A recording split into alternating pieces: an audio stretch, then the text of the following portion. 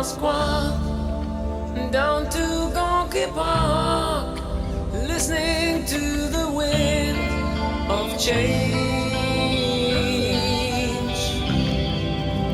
August summer night, soldiers passing by, listening to the wind of change.